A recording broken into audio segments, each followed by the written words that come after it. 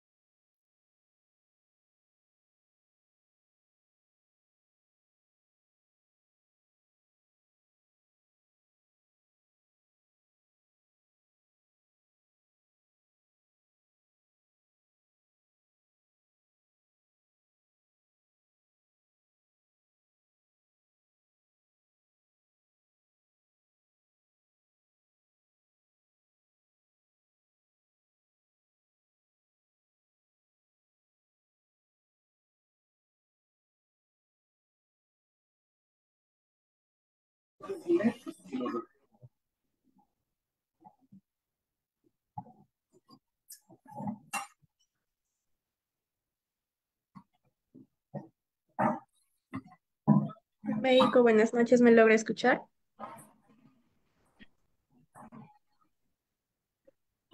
Sí, buenas noches, sí, sí te escucho bien.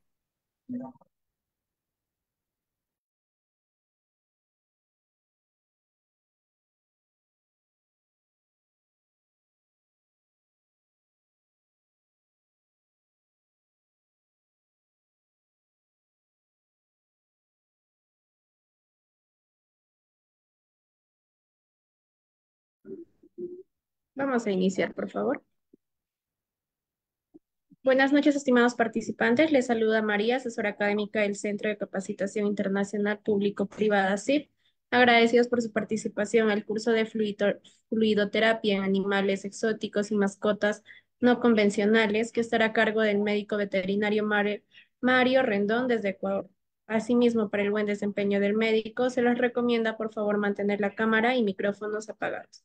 Y para las dudas y consultas, el médico las estará absolviendo al final de esta ponencia.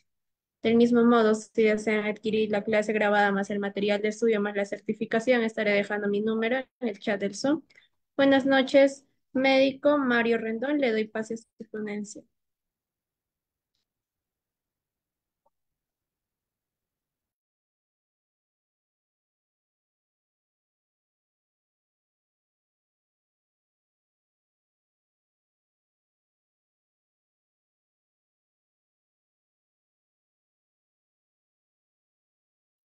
Médico, su audio está apagado. Sí, solo que me permites compartir mi diapositiva. Gracias.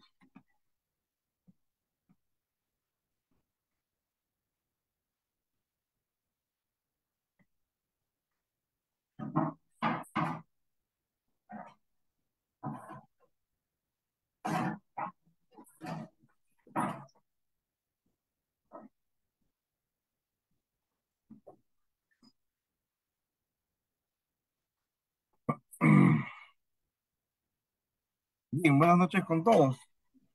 Hoy vamos a hablar no tan a profundidad, porque tal vez que el tiempo no nos alcance en poder desarrollar todo el tema de fluidos, de fluidoterapia en animales, de manera general, pues, ¿no?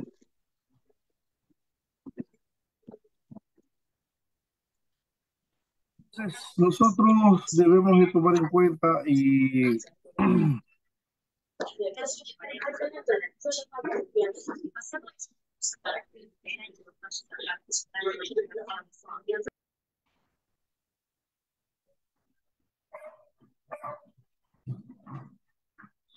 nosotros en tema de la fisiología de fluidos corporales debemos de tomar, de considerar, ¿no? La cantidad de agua que tiene un organismo, ¿verdad?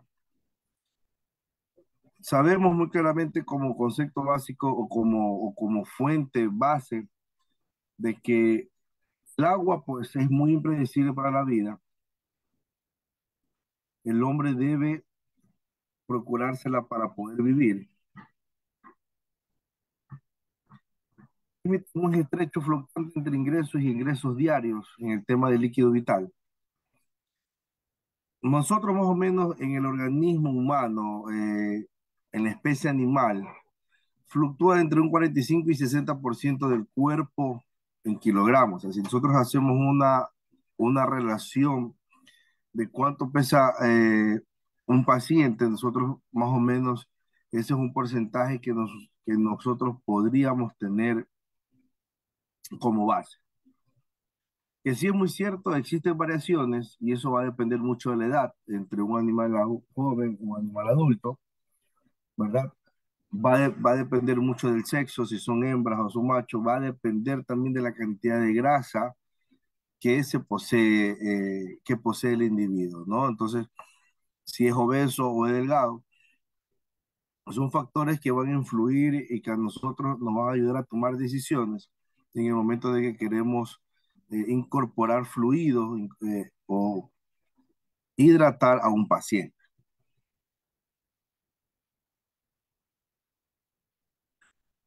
Nosotros tenemos, perdón,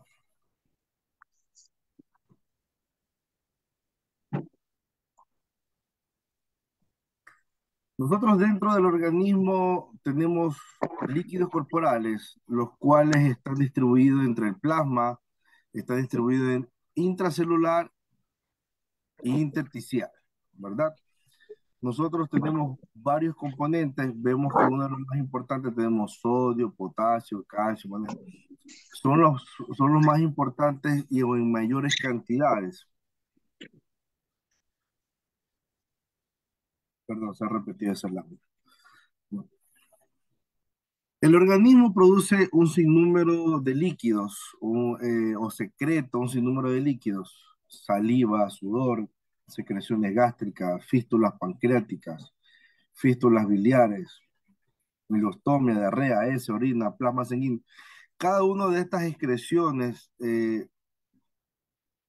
o en aquellas excreciones va a haber pérdida de líquidos, ¿no verdad? Entonces, cada una de estas excreciones tienen diferentes minerales, unas en altas, otras en bajas cantidades, la verdad que son muy importantes para el organismo. Entonces, la necesidad de poder controlar una diarrea, porque sabemos que vamos a perder bastante sodio, vamos a perder bastante potasio, ¿verdad? Poder saber qué tipo de excreción o qué líquido está el paciente eliminando en exceso, para nosotros en base a eso poder determinar y saber qué tipo de solución vamos a incorporar en el organismo, ¿no? Y el tema de la fisiología de fluidos, ¿no verdad? La pregunta es, ¿cuál es el porcentaje de agua del organismo? Se estima mayor a un 60%, ¿sí? Como ejemplo, si nosotros tenemos un perro de 10 kilogramos, quiere decir que 6 kilogramos de su peso es agua.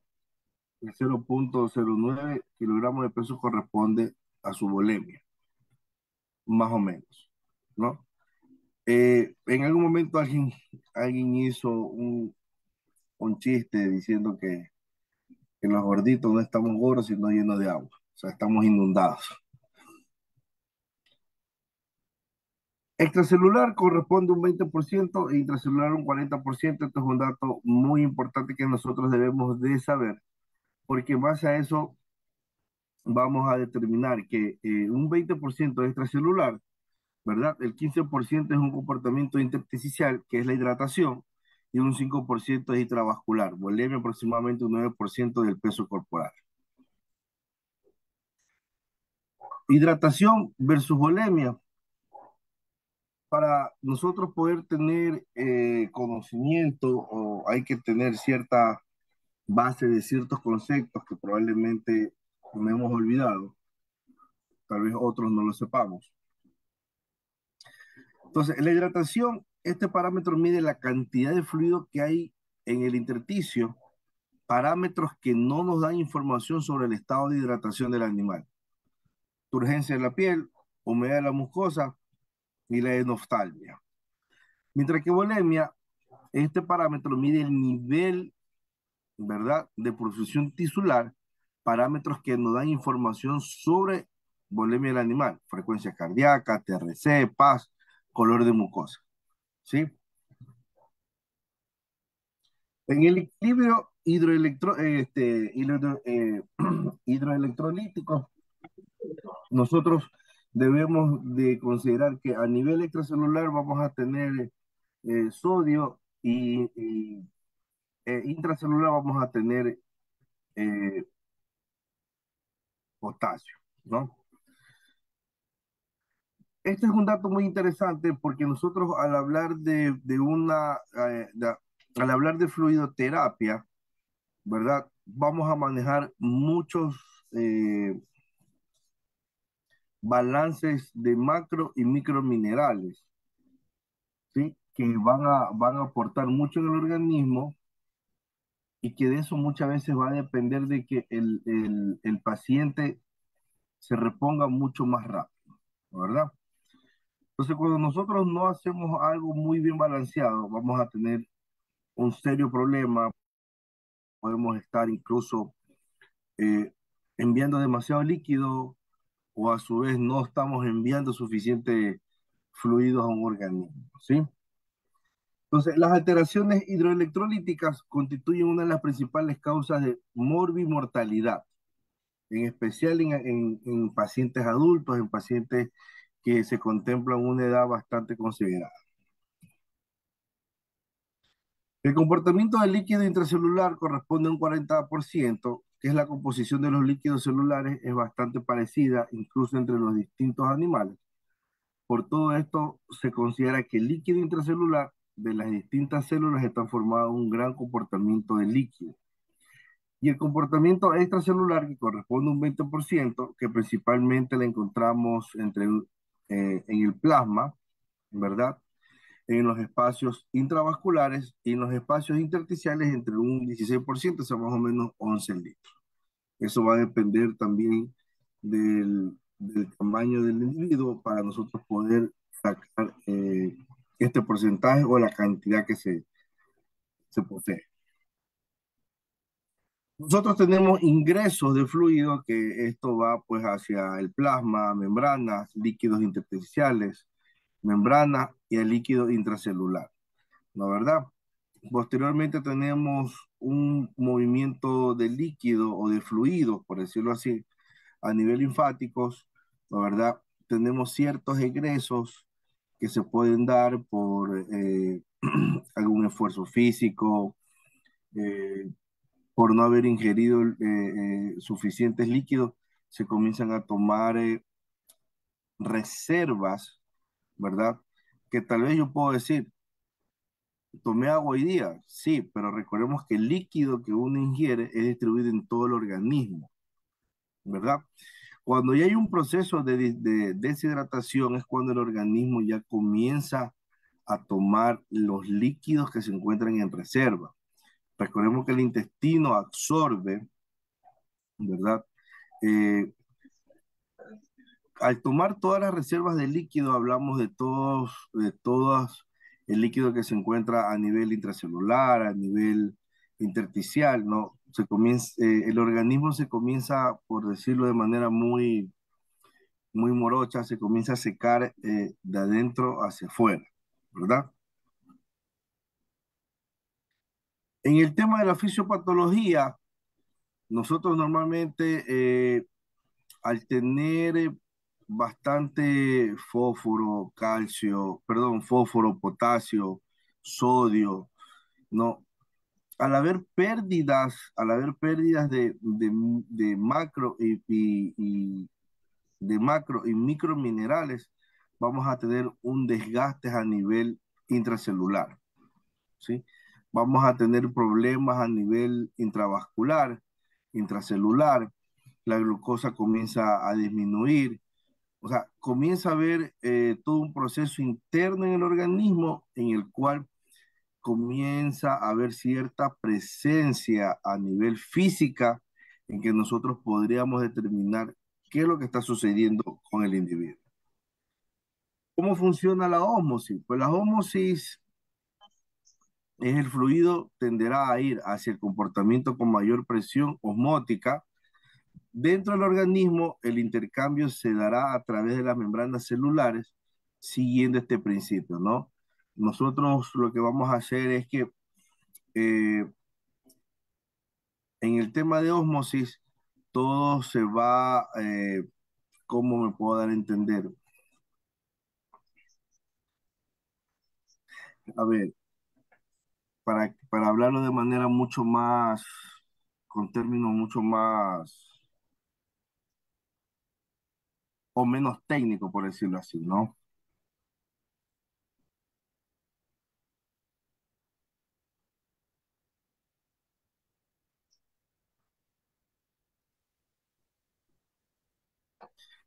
Entonces, lo que podemos decir nosotros es que perdón,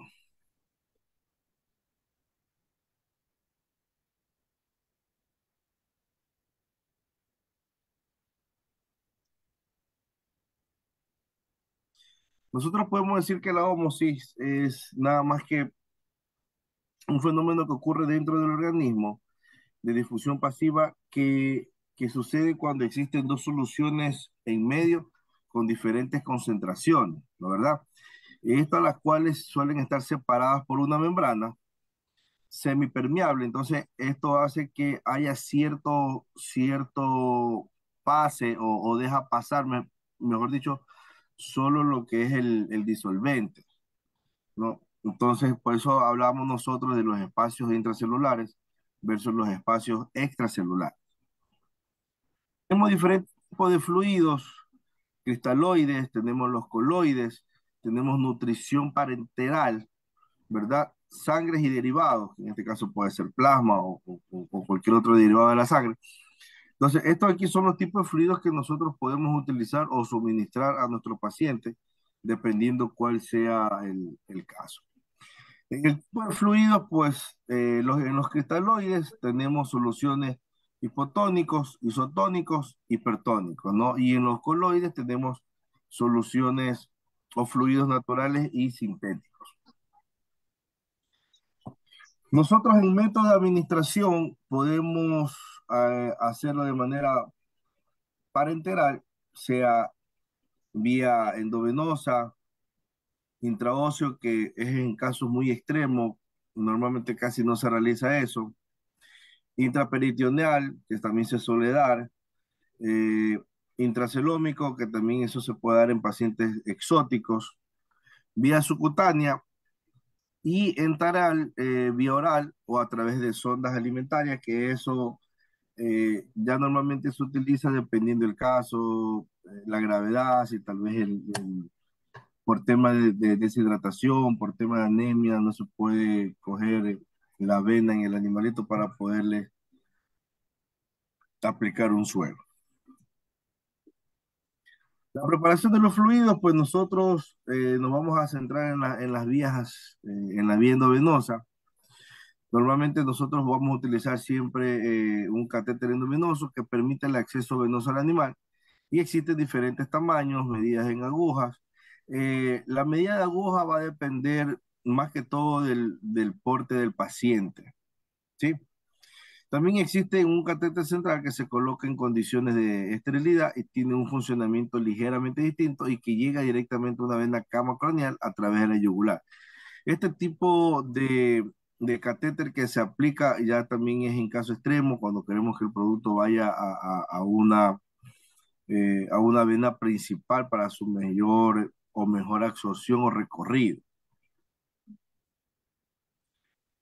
A la hora de colocar un catéter en un animal, sea del tipo que sea, es de vital importancia hacerlo en condiciones asépticas, ser muy cuidadoso con su higiene, ¿verdad? Siempre hay que retirar antes del pelo de la zona, desinfectar la piel y fijar el catéter con esparadrapo bien limpio y mantener la vía protegida del exterior con un vendaje. Normalmente este tipo de situaciones o cuestiones lo hacemos cuando manejamos de manera o manejamos especies exóticas, animales silvestres, perros, gatos, estamos bajo una clínica, ¿no? Los que hacen o los que hacemos clínica mayor en ganadería, sabemos que si toca aplicar un suero, pues lo hacemos en campo, ¿no? ¿Verdad? Lo que sí se realiza es la desinfección del sitio donde se va a colocar el suero y bueno, y lo aplicamos en la intemperie, ¿no? Pero hay casos y casos, ¿no? Como recomendación siempre es cambiar la vía cada 3 días, normalmente si nosotros, porque esto hace para evitar que haya una irritación o molestia a nivel de vena, entonces cada 3 días se retira y se coloca en otro sitio. Hay ciertos que llevan 3 vías con o sin alargador. Nos ofrece una segunda entrada a la circulación sistémica para añadir un segundo fluido. Esto normalmente es opcional cuando nosotros queremos, como vemos en la imagen, esa llave que se encuentra allí. Normalmente al girarla cerramos la circulación del suero normal, ¿verdad? Y abrimos otra donde podemos mandar directamente algún otro, puede ser antibiótico o alguna vitamina o un bioestimulante, ¿verdad? En el tema del alargador, pues la prolongación del infusor para evitar que el animal tire de él en exceso de moverse por la jaula. Básicamente hoy en día, o siempre se ha utilizado un equipo de vinoclixia suficientemente largo o se calcula más o menos, o se ya se normalmente un animalito que le colocan un suero es un animalito que no se encuentra 100% activo, un animalito que siempre va, durante el tratamiento o hasta que se reponga va a estar quieto, ¿no? Básicamente. En el tema del infusor, este sistema con un extremo perforante que se une a la botella en fluidos, es un mecanismo de control, apertura del sistema y es un extremo que se puede conectar directamente al animal con un alargador, ¿no? Hay infusores especiales para transfusiones con filtros para los coágulos. Eh, esta de aquí también a nosotros nos ayuda pues a regular, ¿verdad? La cantidad de gotas que nosotros se vaya a proporcionar al paciente, con qué rapidez se vaya eh, a enviar el suero o el fluido, ¿no? El tema de la botella de fluido, pues este contiene suero, el CRI, plasma, etcétera, el líquido, el fluido que nosotros necesitamos aportar al organismo para ser incorporado por una vía endovenosa. Hoy en día, pues ya se cuenta con mucha tecnología, tenemos estas bombas de infusión, aparato que se acopla al infusor o a una jeringa y permite controlar la velocidad de administración de fluidoterapia, ¿no? Eh, Estos aparatitos son bastante interesantes porque nosotros podemos utilizarlo, podemos poner las dosis de los productos de antibióticos. Normalmente esta bomba de infusión lo que ayuda es a enviar el producto sin necesidad de que la persona esté presente, ¿no? El regulador de flujo pues te permite controlar la velocidad de administración de fluidoterapia en ml por hora con una poca precisión para volúmenes bien bajos.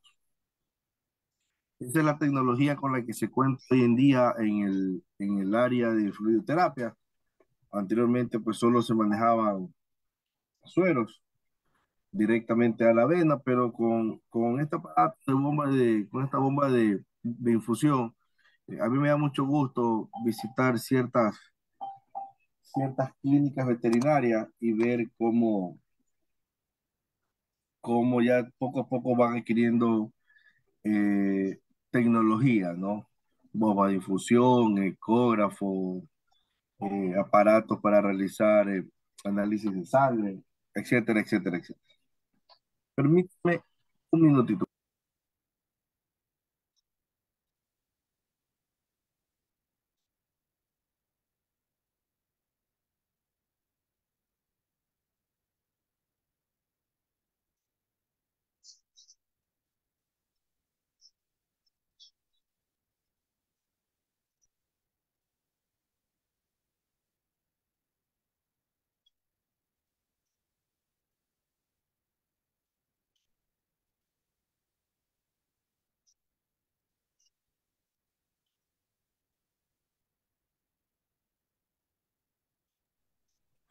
Bien, continuamos. Entonces, cuando hablamos nosotros de fluidoterapia, ¿qué decimos? Básicamente, fluidoterapia es una terapia con fluidos intravenosos que tiene como fin la reposición de la volemia y la estabilización hemodinámica. Tiene como objetivo una rehidratación, mantenimiento de la hidratación, restitución de electrolitos y plasmas que tal vez el organismo ha perdido por vómitos, diarreas o por cualquier eh, otro asunto, porque fluidoterapia, como yo les había indicado, nosotros en tema de fluido también podemos aplicar plasma sanguíneo, podemos aplicar pintas de sangre. Entonces, eso también es una fluidoterapia. Entonces, la restitución puede ser de electrolito, plasma o cualquier líquido o fluido que el organismo ese perdido o está perdiendo. ¿Sí? La idea de la fluidoterapia es poder restablecer el equilibrio ácido-base dentro del organismo. Como tipo de fluido, ya les había mencionado, nosotros no vamos a hablar de los cristaloides y de los coloides, que son los que normalmente nosotros utilizamos en el momento de la aplicación. Los cristaloides son soluciones que contienen agua, electrolitos, azúcar y en diversas proporciones que pueden actuar como hipotónicas, isotónicas o hipertónicas, ¿no? son permeables a la membrana capilar, que quiere decir con esto que se pueden absorber de manera muy rápida. La concentración de sodio es lo que le da su principal habilidad para expandir volumen de sangre. Y dentro de de los cristaloides que pueden ayudar a evitar la acidosis, tenemos el lactato de Ringer, que es muy conocido, el acetato, el maleato o gluconato, que también se lo trabaja mucho, y el plasmalí. En el tema de coloides, aquel que tiene poder osmótico debido a que presenta moléculas suficientemente grandes que no pasan por medio de la membrana capilar. Clásicamente son clasificados como sintéticas y los más usados son la albúmina, la hidroxyethyl starch y las gelatinas y dextra. ¿Sí? Los coloides, cuando hablamos que son naturales y sintéticos, normalmente estos están indicados pues para hipovolemia grave, para anemias, para inflamación sistémicas, disminución de de la presión oncótica. Y hay ciertas contraindicaciones o reacciones adversas a esta que básicamente no lo podríamos nosotros utilizar cuando hay insuficiencias renales, hay reacciones anafilácticas, sobrecarga circulatoria, disfunciones del sistema endotelial. Dentro de los coloides naturales, pues tenemos sangre entera, plasma o albúmina canina o humana, ¿no? Básicamente es lo que nosotros podemos utilizar de manera natural. Dentro de los coloides sintéticos, pues tenemos sueros de estranos, ¿verdad? Tenemos los sueros hidrocitaloimidoides o EAP, que son hemos para perros y gatos, tenemos ISO que también son para perros y gatos, pero que eso va a depender la cantidad de producto que debemos exponer por kilogramos por día, ¿no?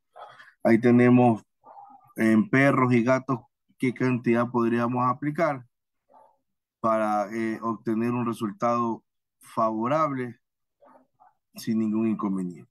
Y tenemos ciertos derivados de las gelatinas. Parámetros que debemos tomar en cuenta al momento de administrar fluidos.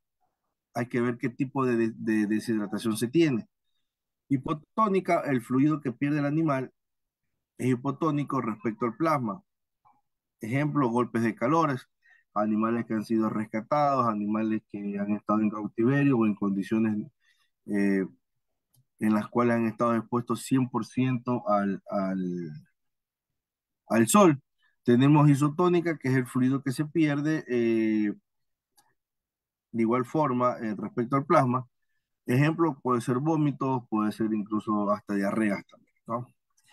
La hipertónica, el animal no pierde ningún fluido, pero por cualquier situación que sea, su estado hipertónico respecto al plasma, este disminuye, ¿verdad?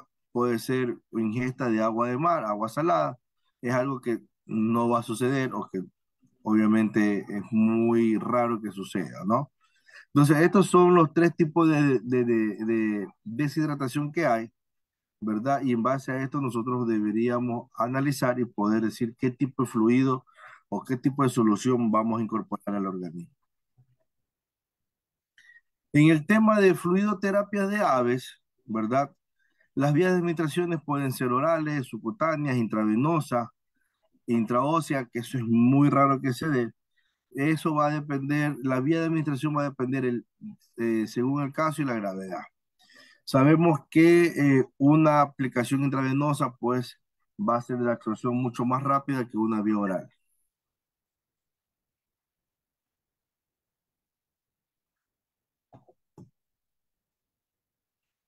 Con la fluidoterapia se restaura la pérdida de líquidos existentes en aves con procesos patológicos o restricciones del consumo de alimentos, lo cual es algo fundamental para la recuperación del animal. El volumen total de agua es aproximadamente de un 60% del peso corporal de aves adultas, algo mayor en animales jóvenes, entre un 18 y 24%, que corresponde al agua extracelular, y del 4.4 al 14.3% es el volumen sanguíneo de células de plasma. Las necesidades diarias de líquidos se estiman entre un 50 ml por kilogramo por día, aproximadamente un 5% de peso corporal. Estos datos son variables dependiendo de la especie, edad, tamaño, estado reproductivo, alimentación, condiciones de libertad o cautiverio, pudiendo llegar hasta un 30%. Por ejemplo, las necesidades varían entre 1 a 200 a 350 ml de kilogramos si hablamos de una especie paseriforme. Este es un dato muy interesante que nosotros debemos de tomar en cuenta en el momento de aplicar fluidoterapia, porque se debe de conocer la estima de ml que un organismo debería considerarse o que se debería tomar en cuenta para aplicar. Es un caso clínico que lo he puesto aquí. Igual esta diapositiva va a ser compartida a cada uno de ustedes, ¿no? Este es un caso clínico de una ave que se necesitaba la aplicación de fluidos, ¿verdad? Entonces, se presenta una consulta a un pichón de loro gris de 2 meses. El loro es alimentado exclusivamente con papilla, 3 tomas diarias de 40 ml. Está con 5 pichones de la misma especie. Su dueño dice que todo iba bien, pero que desde hace 2 días no ha comido nada, rechaza la papilla y se pasa todo el día durmiendo. En el examen clínico, en la exploración, el animal está muy débil, tiene los ojos en brillo y ligeramente hundidos, le falta elasticidad en la piel y se presenta hipotermia. No hay signos de lesión externa. Pesa 375 gramos.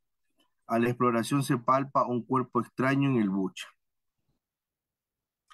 Pruebas diagnósticas, se realiza una radiografía lateral y se confirma la presencia de una sonda de alimentación metálica de unos 5 centímetros alojadas en el buche.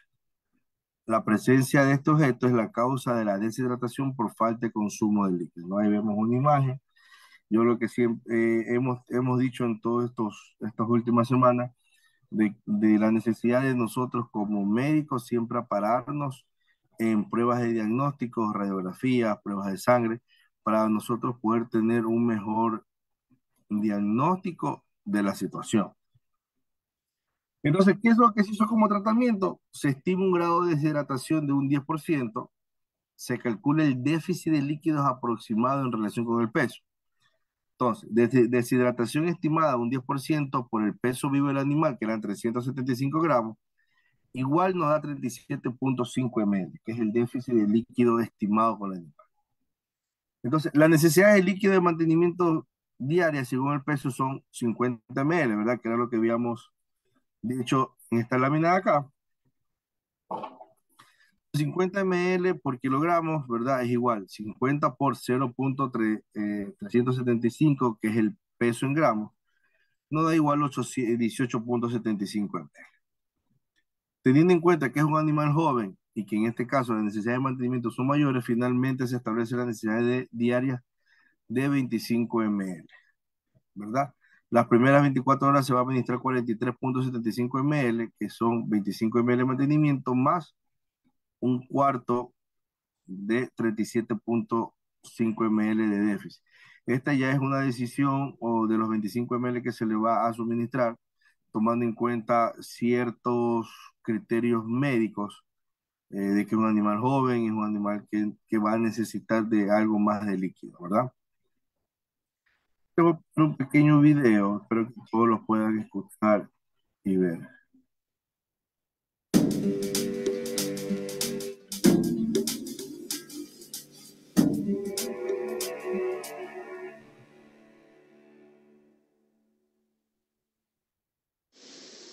Hola amigos, unas pequeñas pautas para los pacientes que ingresan en estado muy grave.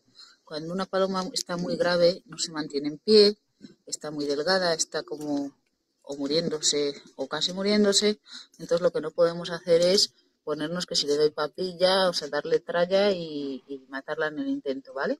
Entonces lo primero que hay que hacer es instalarla de una manera, como en este caso, que pueda mantener la postura normal, porque a veces tiene contenido en el buche, se pueden ahogar con el propio contenido del buche, si bajan la cabeza. Entonces la instala así cómodamente para que no pueda caérsele la cabeza al suelo, cómoda, se la deja tranquila y antes de proseguir a intentar darle ningún tipo de alimento sólido ni papilla, aparte de checar un poquito que pueda tragar y demás, como siempre, vamos a darle suero glucosado, ¿vale? en poquita cantidad, de 5 en 5 mililitros, es decir, de 5 en 5 mililitros, hasta que estos 5 mililitros de suero que le acabamos de dar glucosado no pasen, no la vamos a volver a tocar, a manipular ni a hacer nada, puesto que está muy grave y no se la puede estar manipulando ni meterle a su organismo papilla ni sólidos, aunque esté muy delgada, puesto que a lo mejor lleva muchísimo tiempo sin comer y su organismo no puede funcionar con normalidad y la vamos a matar de un papillazo o de la alimentación, ¿de acuerdo? Bueno, ya pasa una hora y hemos comprobado, se comprueba que ya ha salido líquido por ahí. Así que ahora le podemos dar otros 5 mililitros.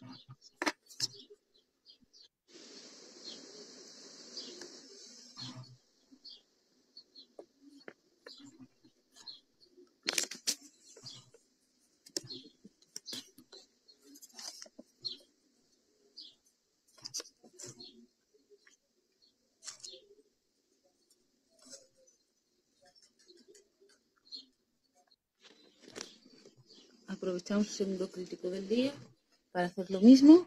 Normalmente cuando una ave está tan débil y delgada es porque tiene una enfermedad importante, como puede ser paramyxovirus, otros virus, otras afecciones. En este caso no hay tricomonas ni parece que haya infección digestiva seria.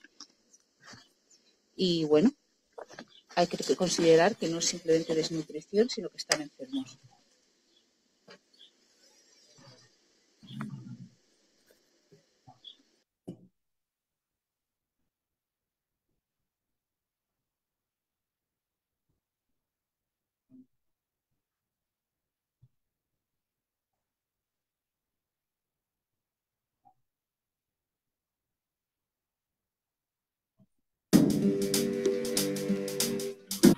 Bien, ¿alguien me confirma si pudieron ver y escuchar el audio, por favor?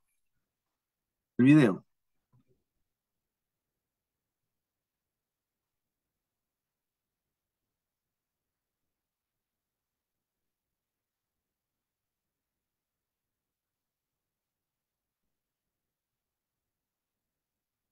Bien, me imagino que sí. Entonces, si ustedes se dieron cuenta, la terapia de fluido que se le dio esta vez fue vía oral, ¿verdad? Con una sonda.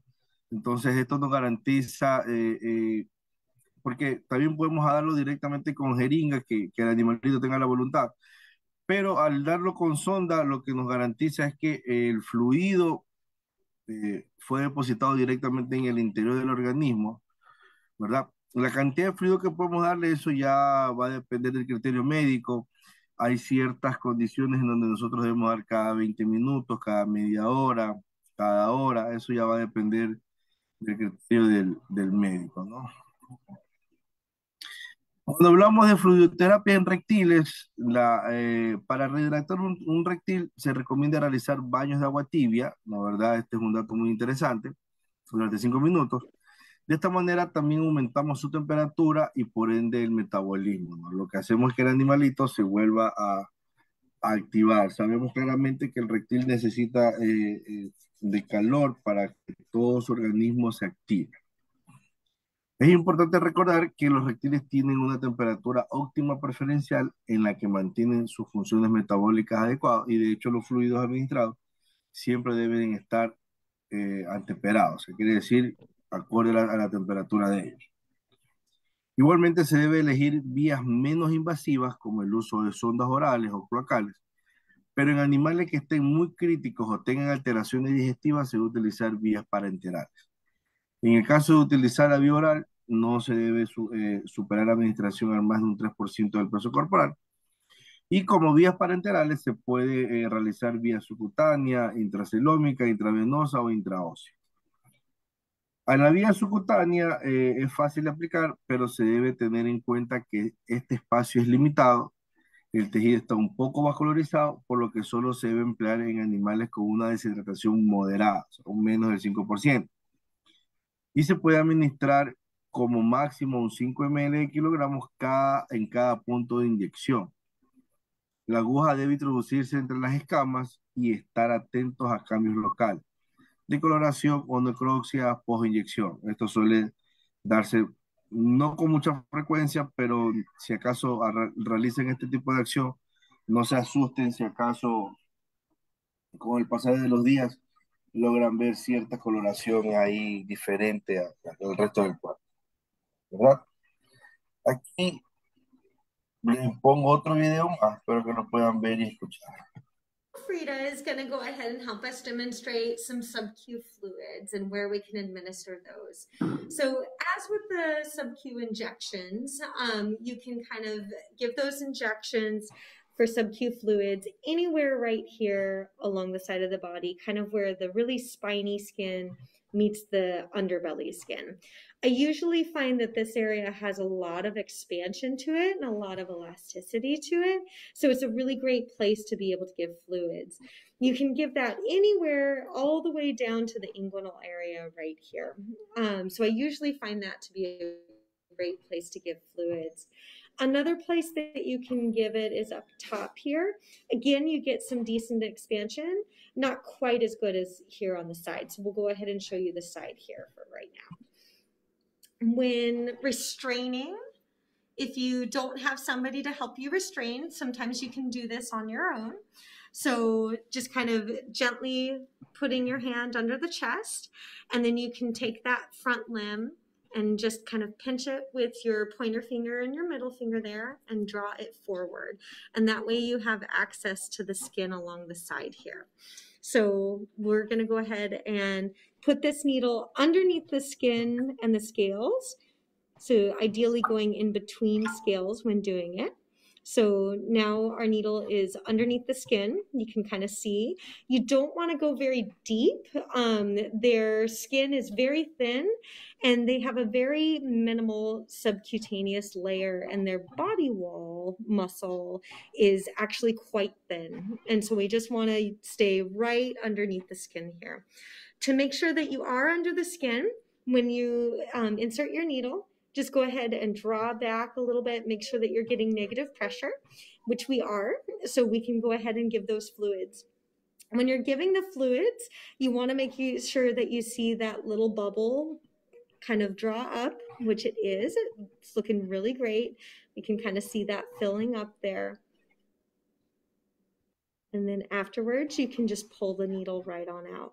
You may see a little bit of leaking sometimes from this area. And if you do, just place a little piece of gauze right on over the area where the needle went in. But that's one of the areas. And like I said, you can do areas up here along the back or down in the inguinal area as well. But they usually tolerate it pretty well.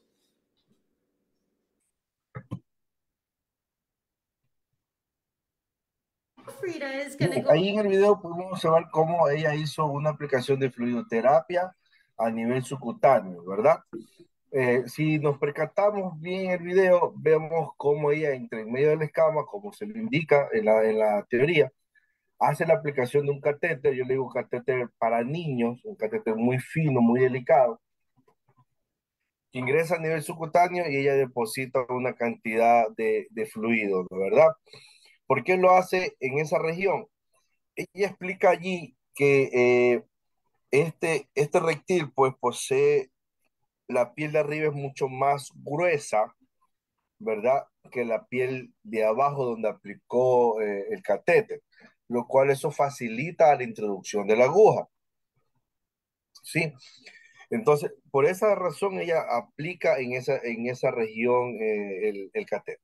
Una vez que ella aplica, absorbe un poquito de líquido para ver si no ha tomado o no ha hincado alguna vena o algo que tal vez pueda causar algún daño.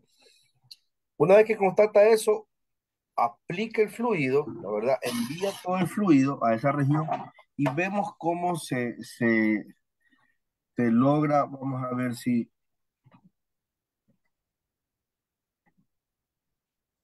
Sí, no, aquí ya vemos cómo hay un abultamiento, ¿sí? De lo que ya el líquido se está aplicado, ¿no? Y ahí con el pasar de los días, ese líquido va a ser absorbido. Entonces, esa es una manera también de la aplicación de fluidoterapia en reptiles.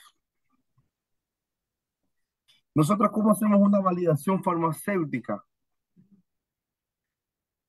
Es la solución más adecuada para el paciente, ¿no verdad? Si nosotros vemos que es una elección del aporte más idóneo para el paciente, preguntarse, consultar, hacer una pequeña junta,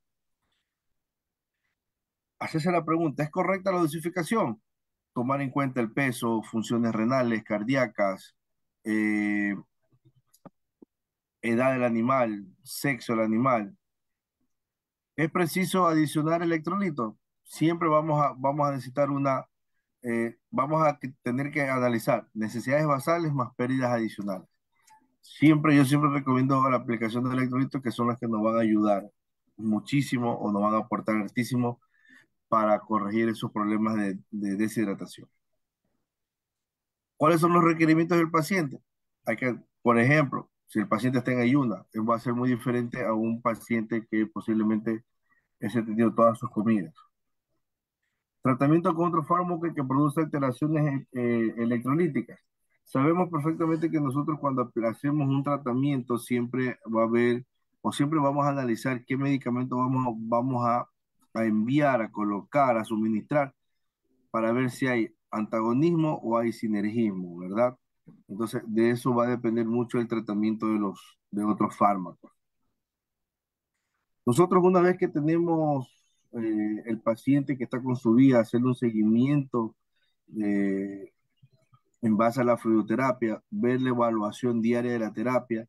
Esto va a consistir en que si necesita mucho más o hay que disminuir las constantes vitales del paciente, la tolerancia a la glucosa, el balance hídrico, contabilizar entradas y salidas, pérdidas de orina, pérdidas de pureces y sudor. Normalmente nosotros podemos determinar este tipo en el tema de orina, pues hay ciertas personas o ciertos profesionales que aplican sondas y van midiendo el tema de la cantidad de orina que ha expulsado, drenajes, vómitos, diarreas, eh, poliostomas, etcétera, aporte por la nutrición, aporte por los tratamientos con combinantes, ¿sí? Estos aquí son todos los seguimientos que nosotros debemos hacer, o mejor dicho, evaluar diariamente en el momento de que aplicamos un animal con fluidoterapia. Muchas gracias con todos ustedes. Si tienen alguna pregunta, por favor, el micrófono está abierto.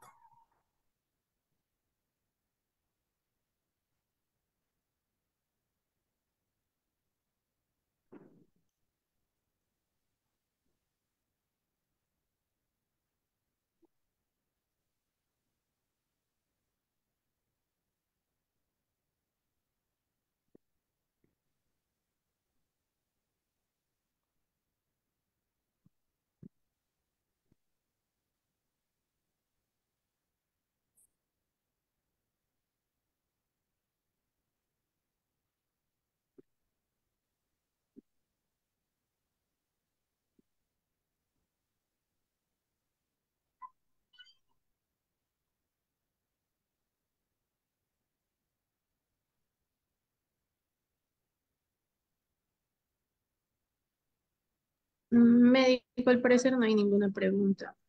Ya daríamos por finalizada la clase. La ponemos. Buenas Bien, noches. digamos, buenas noches. Doctor, una preguntita. ¿La temperatura para los fluidos intravenosos en aves tiene que ser temperatura o a qué temperatura de manejar esos fluidos?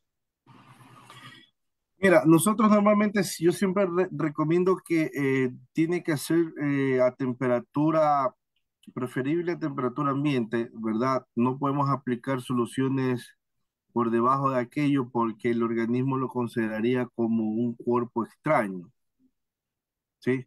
Entonces, normalmente nosotros deberíamos aplicar un fluidoterapia en aves eh, a temperatura ambiente, es lo que yo siempre recomiendo. Muchas gracias.